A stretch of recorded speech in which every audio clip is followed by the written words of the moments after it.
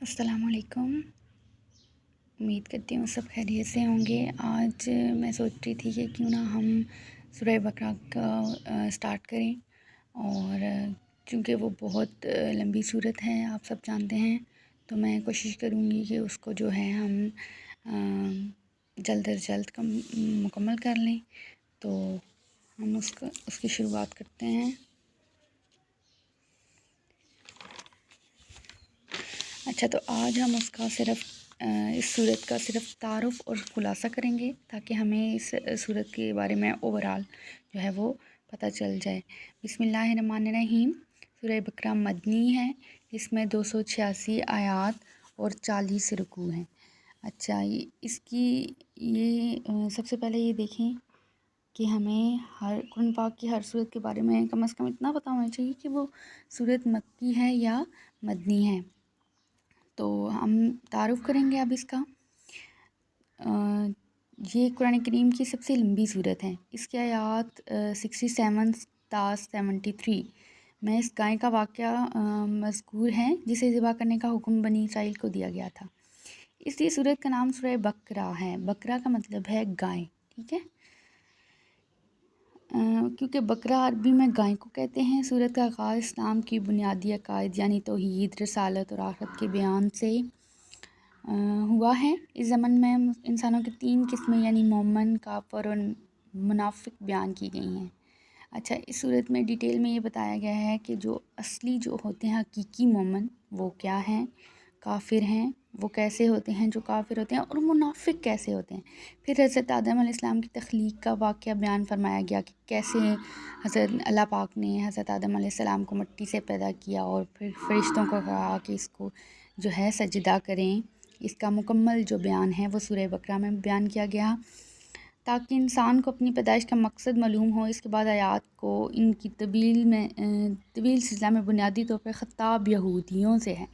اچھا، اس صورت میں ڈیٹیل میں جو ہیں یہودیوں سے سوال و جواب اور ان کو بتایا گیا ہے کہ اگر آپ جو ہیں اسلام قبول نہیں کرتے ہیں، بتوں کی پوجا کرتے ہیں، تو یہ جو ہے اس میں اسلام کی دعوت ان کو دی گئی ہے، اور بتایا بھی انہیں کو گیا ہے تاکہ انسان کو اپنے اچھا جی، پھر جو بڑی تعداد میں مدینہ منورہ کے آس پاس آباد تھے، ان پر اللہ تعالیٰ نے جو نعمتیں نازل فرمائیں اور جس طرح انہوں نے ناشکری اور نافرمانی سے کام کیا، اس کا مفصل بیان ہے۔ کیونکہ دیکھیں، وہ اسلام کے سٹارٹنگ تھی تو وہ کبھی کچھ کہتے تھے، کبھی کچھ کہتے تھے، ہمیں معجزے دکھائے جائیں، ہمیں یہ بتایا جائے، ہمیں وہ بتایا جائے، اور بات بات پہ سوال و جواب اور ناشکری، نافرمانی، کہ ان کو اگر وہ کوئی چیز عطا ہو بھی جاتی تھی تو وہ اس کا غلط استعمال کرتے تھے اور ناشکری کہتے تھے۔ پہلا پارہ کے تقریباً آخر میں حضرت ابراہیم کا تذکرہ ہے، اس لیے کہ انہیں نہ صرف یہودی اور عیسائی بلکہ عرب کے بت پرست بھی اپنا پیشوا مانتے تھے۔ تو اس میں حضرت آدم علیہ السلام کا ڈیٹیل جو ہے وہ ان کے بارے میں بتایا گیا ہے۔ ان سب کو یاد دلایا گیا ہے کہ وہ خالص توحید کے قائل تھے اور انہوں نے کبھی کسی قسم کے شرک کو گوارا نہیں کیا۔ اس ضمن میں بیت اللہ کی تعمیر اور اس کو قبلہ بنانے کا موضوع زیر بحث آیا ہے۔ دوسرے پارہ کے شروع میں اس کے مفصل احکام ہیں، ٹھیک ہے، بیان کرنے کے بعد اس کے صورت میں مسلمانوں کی انفرادی اور اجتماعی زندگی کے متعلق بہت سے احکام نازل فرمائے گئے۔ نماز، روزہ، زکوٰۃ، حج وغیرہ جو ہیں، ان موضوعوں پہ جو ہے روشنی ڈالی گئی، جن میں عبادت سے لے کر معاشرت، خاندانی امور اور حکمرانی سے متعلق بہت سے مسائل ہیں۔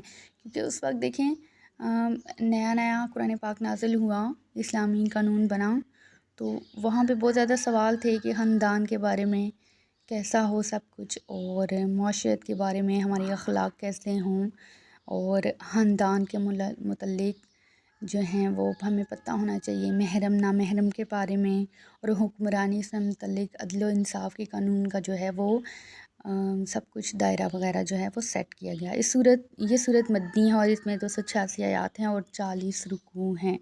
یہ میں پہلے بھی آپ کو بتا چکی ہوں، اب اگین میں نے آپ کو بتا دیا ہے۔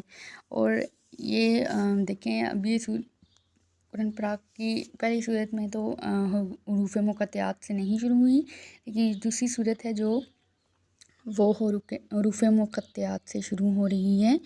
الف لام میم ذالکل کتاب لا ریب فیہ ھدی للمتقین الذین یؤمنون بالغیب ویقیمون الصلاۃ ومما رزقناہم ینفقون والذین یؤمنون بما انزل الیک وما انزل من قبلک وبالآخرۃ ھم یوقنون کہ ذالک الکتاب لا ریب، ذالکہ یہ کتاب ہے جس میں کوئی شک نہیں ہے، فیہ اس میں ہدن ہدایت کے لیے، للمتقین ڈرنے والوں کے لیے، اور وہ جو بن دیکھے اللہ پہ یقین رکھتے ہیں ان لوگوں کے لیے، اور جو نماز قائم کرتے ہیں ان لوگوں کے لیے، اور جو رزق ان کو اللہ پاک نے عطا کیا ان سے ہی وہ اللہ کی راہ میں خرچ کرتے ہیں،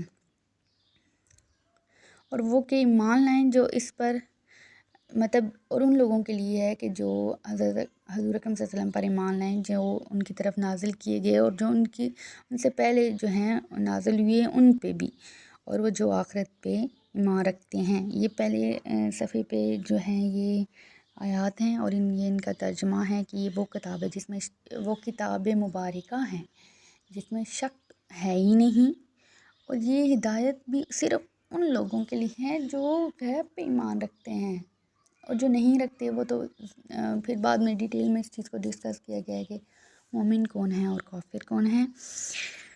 اچھا، یہ تو آج اس کا ہو گیا تعارف اور خلاصہ ہم نے دیکھ لیا کہ آج جو ہے پہلے پارہ میں کیا ہے، دوسرے پارہ میں کیا ہے، اس کی تفصیل میں ہم کس چیز کو ڈسکس کریں گے۔ سب سے پہلے جو ہے وہ گائے کا ذکر کیا گیا ہے کہ جب ان کو ذبح کرنے کا حکم دیا گیا تو انہوں نے گائے کے بارے میں کتنے سوال پوچھے۔ پھر اس کے بعد یہ ہے کہ انہوں نے جو ہے وہ حضرت ابراہیم علیہ السلام کے بارے میں ہیں اس پارہ کے آخر میں۔ پھر دوسرے پارہ میں جو ہیں وہ بہت زیادہ احکام ہیں ہمارے لیے، ہر طرح کے احکام ہیں، زندگی کے ہر شعبہ کو ڈسکس کیا گیا اور اس کے بارے میں احکام نازل کیے گئے ہیں۔ اس کے بعد جو ہیں ہمارے پاس اس کا خلاصہ اور تعارف آج مکمل ہو گیا ہے۔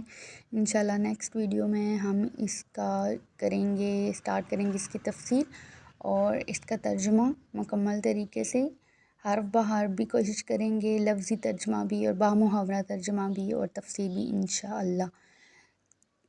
صحیح، یہاں تک اگر آپ کو کوئی سوال ہو تو آپ پوچھ سکتے ہیں، اور زیادہ سے زیادہ کوشش کریں کہ ویڈیو دیکھا کریں، پوری دیکھا کریں، اور کوئی سوال ہو وہ پوچھ لیا کریں۔ اور اگر ابھی تک آپ لوگوں نے میرا چینل سبسکرائب نہیں کیا تو پلیز لائک، سبسکرائب، شیئر اور فل ویڈیو پلیز دیکھیں، تاکہ آپ کی جو کوئی بات ہے وہ مس نہ ہو۔ اب ظاہر سی بات ہے قرآن پاک ہے، اگر کوئی ایک چیز بھی مس ہو جاتی ہے تو دیکھیں آگے نالج پھر گین کرنے کا کیا فائدہ ہے جب آپ پہلے پیج سے ہی کچھ نہ کچھ مس کر رہے ہیں۔ Take care of yourself, اللہ حافظ۔